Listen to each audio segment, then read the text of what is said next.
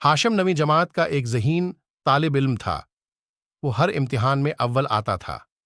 फिर रिफ्ता रिफ्ता एक शरारती दोस्त की सोहबत में उसका ध्यान शरारतों की जानिब हो गया। सब बच्चे उसकी छोटी छोटी शरारतों से महफूज होते। हाशिम उसे अपनी कामयाबी समझता। देखते ही देखते हाशिम की छोटी छोटी शरारतें बड़ी शरारतों में बदल गईं। अब उससे बच्चे तंग होने लगे थे। बच्चों के वालिदीन हाशिम की शिकायतें लेकर स्कूल आ जाते। असातिज़ा ने उसे हर तरीके से समझाने की कोशिश की, मगर हाशिम रोज ब रोज बिगड़ता चला गया। स्कूल का सारा अमला हाशिम के उस रवैये से तंग आ चुका था। उस्ताद के फ़राइज़ में सिखाना शामिल है। जो बच्चे उसातिज़े से कुछ सीख जाते हैं, इन्हें जिंदगी में धक्के नहीं खाने पड़ते। असातिज़ा अपना फ़र्ज़ निभाते रहे और हाशिम असातिज़ा की बातें हुआ में उड़ाता रहा। वक्त गुजरने का एहसास तक न हुआ और इम्तिहान सिर पर आ पहुंचा। हाशिम को ये ग्वारा नहीं था कि कामयाबी में इससे कोई आगे निकल जाए। इसने संजीदगी अख्तियार करते हुए किताबों पर नजरें जमा दें। ये देखकर वो हैरान रह गया कि एक सत्र भी उसकी समझ में नहीं आ रही थी।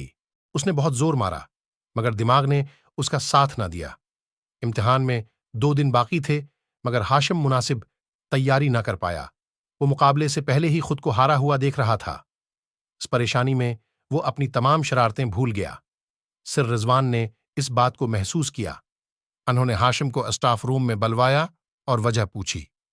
हाशिम काफी घबराया हुआ था, मगर सर रिजवान का शफकत भरा लहजा देखकर उसने हिम्मत करके सारी परेशानी बता दी। सर रिजवान बोले, हाशिम, क्या आप बाअदब बामुराद का मतलब जानते हैं? जी सर, बड़ों का अदब करने वाले को कामयाबी मिलती है। हाशिम फौरन बोला, बिल्कुल दरस्त कहा, इल्म का ताल्लुक भी अदब से है। अगर आप वाकई जिंदगी में जीतना चाहते हैं तो इल्म से जड़ी हर चीज का अदब करना सीखें।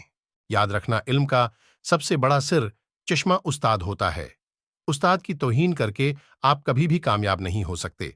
सर रजवान को इससे आगे बोलने की जरूरत नहीं रही थी, क्योंकि हाशिम की निदामत उसके आंसुओं से जाहिर हो चुकी थी।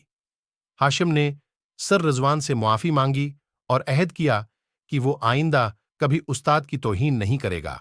दिन रात एक करके हाशिम ने मेहनत की और इम्तिहान दे दिया। जब नतीजा निकला तो पहली तीनों पोजीशन में हाशिम का नाम ना आसका। वो पास हो गया था, उसके लिए यही बहुत था।